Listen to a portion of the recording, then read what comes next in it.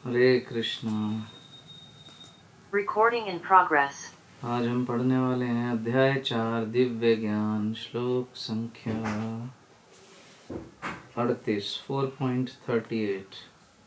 न हि ज्ञानेन सदृशं पवित्रमिहि विद्यते तत्स्वयं योग संसिद्ध कालेनात्मनि विन्दति।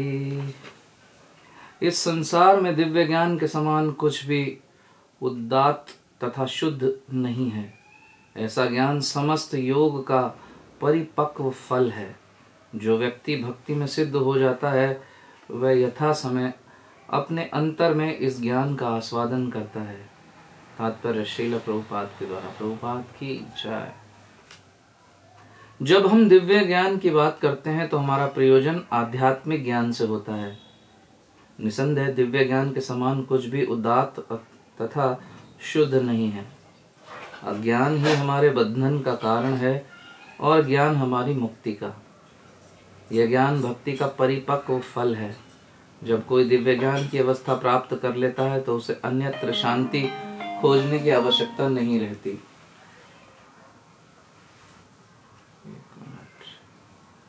क्योंकि वह मन ही मन शांति का आनंद लेता रहता है। दूसरे शब्दों में ज्ञान तथा शांति का पर्यावसान कृष्ण भावनामृत में होता है। भगवत गीता के संदेश की यही चरम परिणति है। हरे कृष्णा। तो कल हमने जो भी चर्चा की थी उसके विषय में आप सभी ने काफ़ी सारे पॉइंट बताए। कल का मुख्य पॉइंट जो भगवान ने श्लोक में कहा था वो था कि जो दिव्य ज्ञान भगवान अर्जुन को दे रहे हैं और देने जा रहे हैं, आगे भी अभी कंटिन्यू रहेगा। ये दिव्य ज्ञान क्या है? एक अग्नि के समान है। और अग्नि क्या करती है? जो भी ईंधन उसे मिले उसको जलाकर भस्म कर देती है, राख बना देती है। तो ऐसे ही ये दिव्य ज्ञान की अग्नि का ईंधन क्या है? हमारे वो सभी पाप कर्म और पुण्य कर्म, वो उसका ईंधन है और उसको वो पूरी तरह से नष्ट कर देती है। तो भौतिक ज्ञान बंधन का कारण है और ये दिव्य ज्ञान चूंकि सभी प्रकार के कर्म फलों को नष्ट कर देता है तो ये मुक्ति का कारण बनता है। इसलिए भगवान कह रहे हैं ये जो दिव्य ज्ञान है ये अति महत्वपूर्ण है, ये बहुत जो है प्रभावी है। तो आज का जो श्लोक है उसमें क्या बता रहे हैं कि ये दिव्य ज्ञान प्राप्त कब होगा। आज के श्लोक में जो हम बात समझेंगे वो ये समझेंगे कि दिव्य ज्ञान प्राप्त कब होता है। क्या ऐसे ही किसी को भी अवसर मिल जाता है दिव्य ज्ञान प्राप्त करने का? दिव्य ज्ञान हृदय प्रकाशितो, हृदय में कब प्रकट होता है ये दिव्य ज्ञान? तो इस बात को प्रभुपाद जी एक्सप्लेन करते हैं कि जो दिव्य ज्ञान है ये तब प्रकट होता है जब पूर्व जन्मों में कोई जीव बहुत सारे पुण्य कर्म करके आया हो, तब उसको गुरु की कृपा से, साधु की कृपा से, शास्त्रों की कृपा से तब ये दिव्य ज्ञान उसे प्राप्त होता है। पूर्व जन्म में जब कोई बहुत सारी तपस्याएं करता है, पुण्य अर्जित करता है जो कि शास्त्रों में बताई गई हैं, तब जाकर कहीं उसे ज्ञान प्राप्त करने का अवसर मिलता है। तो आपने देखा होगा, रोज मैं बोलता हूँ कि कितने सारे भक्त हैं हमारे ग्रुप में, जूम में, लेकिन हमारे व्हाट्सएप ग्रुप में कितने सारे भक्त हैं, लेकिन एक्चुअल में कितने लोग ज्वाइन करते हैं? 70 लोग, 80 लोग। हाँ, क्यों बाकी के लोग ज्वाइन नहीं कर पा रहे? क्या कारण है? और क्यों ऐसा है कि कुछ लोग इनिशियल डेज से लगातार बिल्कुल रेगुलर हैं, जबकि हमारी कोई पब्लिसिटी नहीं है, हम कोई किसी तरह का इसके लिए पब्लिसिटी नहीं करते हैं, लेकिन फिर भी दे आर रेगुलर। क्लास नहीं हो तो वो विचलित हो जाते हैं, प्रभु जी क्लास क्यों नहीं कर रहे हो? मैसेज करना शुरू कर देते हैं। रिकॉर्डिंग नहीं भेजो तो मैसेज करते हैं, रिकॉर्डिंग क्यों नहीं भेजी, हमें सुनना है, दोबारा दोबारा सुनना है। तो ये यहाँ रहस्य है। लोग क्यों नहीं आते हैं? उसका कारण यही है कि कहीं ना कहीं उनके पुण्य कर्म जो अर्जन है वो है नहीं, बहुत अल्प है, जिस कारण वो टिक नहीं पाते हैं। आप लोग उनको निमंत्रण देते हो, बुलाते हो, कभी आ भी जाते हैं, खिंच के आ गए, या तो आएंगे ही नहीं बहुत सारे, और आए तो फिर कुछ ऐसे भी 2 दिन 4 दिन, उसके बाद जो है उनका मन वही माया की ओर आकर्षित रहेगा। भौतिक जगत की चीज़ें, इस जीवन में जो जिम्मेदारियां मिली हैं उनको प्राथमिकता देना, ये उनकी मनोवृत्ति रहेगी, क्योंकि वो समझ नहीं पा रहे कि कितना बहुमूल्य है जीवन। ये ज्ञान जो दिव्य ज्ञान है, जो हर जगह नहीं, न यूनिवर्सिटीज़ में मिल रहा है, न स्कूलों में किसी ने समझाया, न पड़ोसियों ने समझाया, न माता पिता समझाए, और जबकि ये सबसे आवश्यक ज्ञान है। तो ये ज्ञान, उसकी वैल्यू उसको वो समझ नहीं पा रहे। और आज अगर हम टिके हैं, जो भक्त टिके हैं उसमें उनका मन लग रहा है भगवत गीता को पढ़ने में और गंभीरता से सीखना चाहते हैं, तो इसका क्या मतलब है? साफ साफ प्रभुपाद के दृष्टिकोण से कि ऐसे लोग पूर्व जन्मों में बहुत सारी तपस्याएं करके, बहुत सारे पुण्य अर्जन करके यहाँ पर आए हैं। ये परिस्थिति मुफ्त में नहीं मिली है कि कोई व्यक्ति आपके जीवन में आया और आपसे कह रहा है कि आप भगवत गीता का अध्ययन करिए। वो अपना समय देकर आपको पढ़ाए, आपको बताए, और आपका भी मन लग जाए, दोनों तरफ आपका भी मन लग जाए, आपको भी अच्छा लग रहा है। तो ये परिस्थिति मुफ्त में नहीं आई है। आप पहली बात ये समझ लीजिए, ये आपकी पुरानी खेती है जो अब दिखाई दे रही है। तो प्रश्न क्या है यहाँ पर एक खड़ा हो सकता है कि अगर हमने तपस्या की है पूर्व जन्म में, तो फिर हम इस भौतिक जगत में फिर से क्यों आ गए प्रभु जी, हम यहाँ क्यों हैं? ऐसा प्रश्न हृदय में आ सकता है। तो ये बात हम पहले भी बता चुके हैं। क्यों? तपस्या तो की, पुण्य अर्जित किया, उसका फल भी हमें मिल रहा है कि फिर से हमें भगवत प्राप्ति की ओर आकर्षण हो रहा है, भगवान की दिव्य वाणी की ओर, भक्तों की बात सुनने की ओर आकर्षण हो रहा है। लेकिन यहाँ क्यों आए? उसका कारण है वही जिसकी कल हमने चर्चा की थी, पाप का बीज। अंदर इच्छाएं बनी हुई हैं, थोड़ी भगवत प्राप्ति, थोड़ी तपस्या, थोड़ी इंद्रिय तृप्ति, खूब सारी इच्छाएं। तो वो सारी इच्छाएं क्या हैं? हमें पुनः दोबारा से इस भौतिक जगत में बांध कर डाल देती हैं। लेकिन अब ये दिव्य ज्ञान जो है हमारे जीवन को पूर्ण बनाने के लिए फिर से आया है। ये भगवान की असीम कृपा है कि भगवान ने फिर से अवसर दिया, मानव शरीर दिया हमें, भक्तों का संग प्रदान कर दिया। ये कितनी बड़ी बात है। स्वस्थ शरीर, रहने के लिए छत, खाने के लिए भोजन, भीख नहीं मांगनी पड़ रही, समझने लायक बुद्धि, भक्तों का संग भी दे दिया, और अंदर से हमें इंटरेस्ट भी जगा दिया। वो भाई बोल, ये मुफ्त में नहीं हुआ।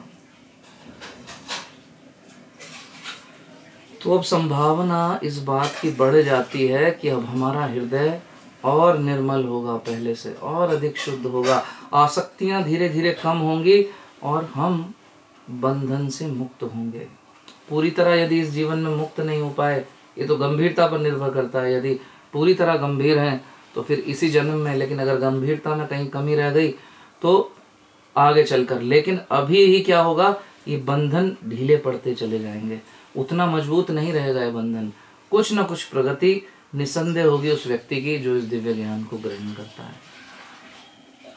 तो ये दिव्य ज्ञान कैसे है, कैसे समझे? और गहराई से एक उदाहरण से बात समझो। रात आपको कुछ खो गया, रात का समय है, घर में कुछ गिर गया। माताओं के साथ बहुत होता है कि हमारे कान के कुंडल नहीं मिल रहे, सोने के थे, हीरे के थे, ढूंढ रहे हैं, नहीं मिल रहा, ढूंढने की कोशिश कर रहे हैं। क्या है, पहले दिए हुआ, फिर दिए की रोशनी में ढूंढ रहे हैं। इसलिए पहले कहते थे कि रात को झाड़ू मत लगाओ, वही भ्रांति बन गई। लोग कहते हैं रात को झाड़ू ही मत लगाओ। पहले रोशनी नहीं होती थी इतनी, तो कुछ गिर गया, रात को झाड़ू लगाई तो वो बाहर चला जाता था, ध्यान नहीं, इसलिए कहा जाता था कि रात को झाड़ू मत लगाओ। तो फिर क्या कर रहे हैं? दिए में ढूंढ रहे हैं, या फिर मोबाइल, आजकल मोबाइल आ गए, मोबाइल की लाइट में ढूंढ रहे हैं। और तब भी नहीं मिल रहा तो रोशनी ट्यूबलाइट की है, ट्यूबलाइट की रोशनी में ढूंढते हैं। फिर भी नहीं मिले कोई चीज़ तो फिर इंतज़ार करते हैं, भाई दिन में देखेंगे। तो जब अगली सुबह होती है, सूर्योदय होता है, चारों ओर रोशनी होती है, तो तब हम जब उस चीज़ को ढूंढते हैं तो वो मिल जाती है। तो ऐसे ही क्या है कि जो तपस्याएं पूर्व जन्म में हमने की हैं, ये हमारे छोटे स्तर पर प्रयास थे। वो मुख्य वस्तु जो हम ढूंढने की कोशिश कर रहे हैं उसमें हमें सफलता नहीं मिली, क्योंकि उन तपस्याओं का जो प्रकाश था वो छोटा था, जैसे दिए का प्रकाश या ट्यूबलाइट का प्रकाश। लेकिन जब दिव्य ज्ञान रूपी सूर्य उदय होता है जीवन में, तो फिर कोई चीज़ छुपी नहीं रहती। जो हम ढूंढ रहे हैं वो हमें मिल सकता है। तो क्या अभी हमारी स्थिति कैसी है? अगर हम वर्तमान स्थिति देखें, हम तो प्रभु जी भगवत गीता पढ़ने लगे, तो क्या हमारे जीवन में भगवत ज्ञान का सूर्योदय हो गया? प्रभुपाद जी कहते हैं नहीं, ये शुरुआत है। जैसे जब मॉर्निंग का समय होता है, आजकल तो बच्चे सूर्योदय देख नहीं पाते हैं, लेकिन आप में से जिसने देखा है, जब सूर्योदय होता है तो चारों ओर लालिमा होती है, ऑरेंजिश शेड रहती है, हल्की हल्की रोशनी रहती है, ना अंधेरा है और ना पूरी तरह उजाला। तो वैसी हमारी स्थिति है, अभी सूर्योदय जैसी स्थिति है। अब हमारा इंटरेस्ट जग रहा है, हमने धीरे धीरे भगवान की इस दिव्य वाणी को समझना प्रारंभ किया है। धीरे धीरे चीज़ें समझ में आनी शुरू हुई हैं, कुछ समझ में आएंगी, कुछ इम्प्लीमेंट होंगी, कुछ नहीं होंगी। तो अभी आधा अंधेरा आधी रोशनी जैसी स्थिति है, हल्की रोशनी कह सकते हैं। लेकिन यदि गंभीरता पूर्वक लगे रहे तो वो सूर्योदय जैसी स्थिति निसंदेह आने ही वाली है। और जब वो स्थिति आएगी कि जीवन में दिव्य ज्ञान का सूर्योदय हो जाएगा, तो एवरीथिंग विल बी क्लियर, सब कुछ एकदम साफ, बिल्कुल साफ हो जाएगा, फिर कोई चिंता नहीं। कृष्ण सूर्य सम माया है अंधकार, जहाँ कृष्ण वहाँ नहीं माया का अधिकार। तो भगवान श्री कृष्ण क्या है, प्रभुपाद जी बताते हैं, सूर्य के समान है, और उनके द्वारा दिया ज्ञान भी सूर्य के समान है। जहाँ श्री कृष्ण या तो स्वयं मौजूद हो या फिर उनका ज्ञान उपस्थित हो, वहाँ माया का प्रभाव नगण्य हो जाता है। माया मतलब भ्रम, यानी कि वो जो नहीं है। माया मतलब उसको सच मानना जो वास्तव में सच नहीं है। और इस संसार में हम सब की स्थिति यही है, हम उन सब को सच माने बैठे हैं जो एक भ्रम की भांति और सच है नहीं। जैसे ये शरीर, इसे अपना मानना, इस सबसे बड़ा भ्रम है व्यक्ति का। ये तो हर क्षण मर रहा है, पहले छोटा सा था, फिर बड़ा हो गया, फिर अब ऐसे दिखने लगे, पहले जैसे दिखते थे पुरानी फोटो में वैसे आज नहीं दिखते हैं, और जैसे आज दिख रहे हैं कुछ समय बाद नहीं दिखेंगे। हर समय शरीर में प्रलय हो रही है, धीरे धीरे धीरे ये मरता जा रहा है, और एक दिन फुली डेड, आत्मा इसको छोड़ ही देगी, इतना बेकार हो जाएगा। हम इसे अपना मान रहे हैं, और शरीर के साथ जो हमारे संबंध जुड़े उन्हें अपना मान रहे हैं, जिस देश में पैदा हुआ उस देश को अपना मान रहे हैं। तो ये सब क्या है, ये भ्रम है व्यक्ति का। असत्य सत्य करी मानी, जीव क्या है, इस असत्य को सत्य मान बैठता है। ये सबसे बड़ा भ्रम है। इस संसार की आसक्तियां घेर लेती हैं, और सबसे बड़ी प्रॉब्लम कहाँ आती है, इस माया के भ्रम में क्या होता है, जीव स्वयं को स्वामी समझ बैठता है, आई एम द बॉस। न केवल मनुष्य, हम अब स्वयं को भोक्ता राम मानते हैं, ये मेरा है, ये मेरा, ये मेरी पत्नी, ये मेरे बच्चे, ये मेरा घर, सब कुछ मैंने इतना पैसा कमा लिया, ये धन मेरा है। कुछ भी नहीं है तुम्हारा, तुम्हारे हाथ में कुछ भी नहीं है। एक सांस भी एकदम भगवान रोक दें तो खत्म, कुछ भी नहीं। स्वयं को स्वामी मान बैठता है, भगवान तक को चैलेंज कर देते हैं लोग। और स्वामित्व का ये भाव मनुष्यों तक ही सीमित नहीं है, पशु पक्षी भी स्वयं को स्वामी मान बैठते हैं माया के प्रभाव में इस जगत में। कुत्तों को देखो, कुत्ते गली में घूमते हैं, उन्हें लगता है ये मेरी गली है, दूसरी गली से कुत्ता आ जाए तो लड़ते हैं वो, ये क्यों आ गया, उन्हें लगता है कि उनकी गली है। सोचिए, कुत्तों के अंदर भी ये भाव है। तो बस यही कारण है, इस माया के प्रभाव में, इस भ्रम जाल में व्यक्ति क्या है, फंसा रहता है यहाँ। लेकिन अब वो अवसर है, लालिमा चारों ओर आ गई, चारों ओर प्रकाश है, यानी वो स्थिति धीरे धीरे जागृत हो रही है कि सूर्य उदय होने वाला ही है। तो जो गंभीरता पूर्वक रुका रहेगा, सूर्य के उदय होने तक थोड़ा वेट करे, उत्साहात निश्चयात धैर्यात तत्त कर्म परिवर्तनात्, तो उत्साह के साथ, निश्चय के साथ, धैर्य के साथ टिका रहेगा, वो इस ज्ञान में प्रवृत्त होकर के लाभ ले सकता है कि माया का जो भ्रम का जो जाल है उससे वो मुक्त हो सकता है। इस दिव्य ज्ञान की तलवार जो है आसक्ति की उन सारी गांठों को काट देती है,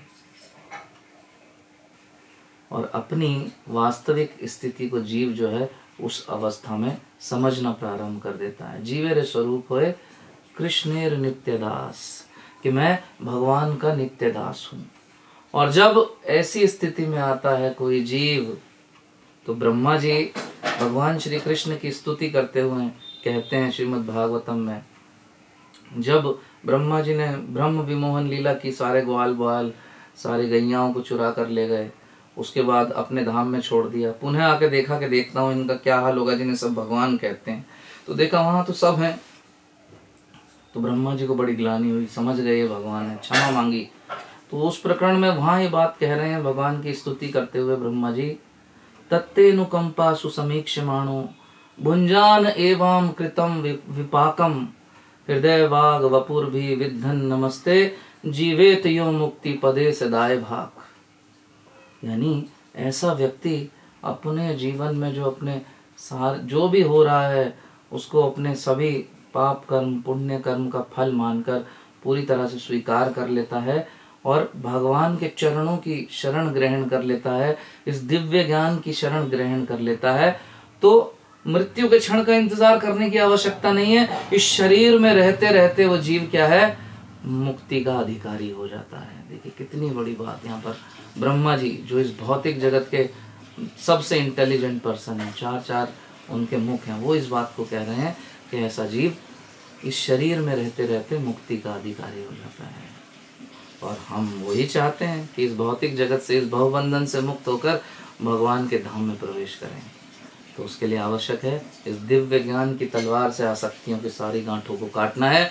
आवश्यकता सिर्फ इस बात की है, सूर्योदय के समय तो आप अभी हैं, लेकिन सूर्य पूरी अपनी पराकाष्ठा पे आ जाए, चारों ओर रोशनी हो जाए, उस स्थिति तक के लिए आपको धैर्य पूर्वक, उत्साह पूर्वक, निश्चय के साथ टिके रहना होगा। हरे कृष्ण कृष्ण कृष्ण हरे हरे, हरे राम राम राम हरे हरे। भगवद गीता यथारूप की जय, श्रील प्रभुपाद की जय, सभी उपस्थित भक्तों की जय, निताई गौर प्रेमानंदे, हरि हरि बोल। Recording stopped.